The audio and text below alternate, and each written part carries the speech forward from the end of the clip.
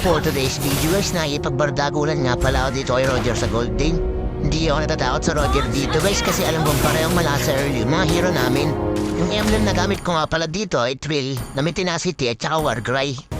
Umpisa pa lang ang laban, bardagulan na agad kami dito ni Roger. Wala talaga nagpapaawat hanggang sa nabigyan na nga ako dito.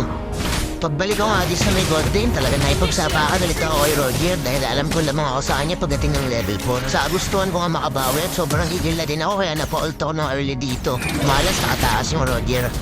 Maya-maya pa guys, dumating na dito si Volta na may kuryenteng dala. Balak niya yata akong bigyan ng isa. Malas niya na lang manas ako, kaya mapapatay ko pa tong aso. Kala ko mapapatay ko pa to si Volta. Malas ko, level 4 na pala siya. Dito nga hindi na ako kinain ng aso, kaya nagtakot na siya ng tatlo. Inuulit ko! Hindi ako pumunta rito para makapag-away. Tatlong dagat dito ng aso, akala ko katapusan ko na.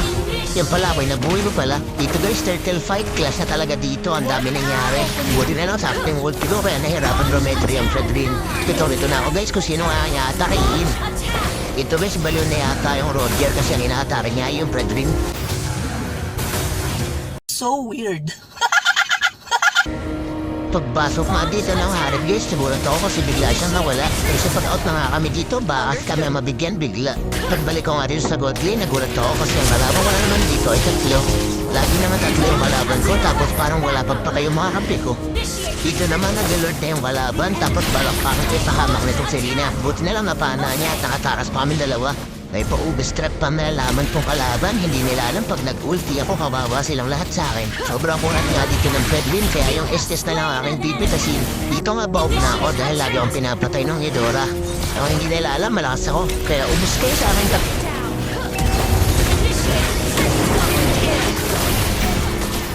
Idagdag pa natin yung Camus, sobrang lambot naman ito. Buti na lang pakasans ako, balak pa yatang agawin ng hari kong minyak ko. Ano ang senyo? Natamimi kayo.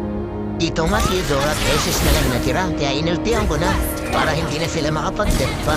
Ang dami nga dito ng unggoy, kaya yung base nila talagang tapos na. Inend na nga namin, baka makambak pa nila. Dahil nga guys, tayo na naman ay victory.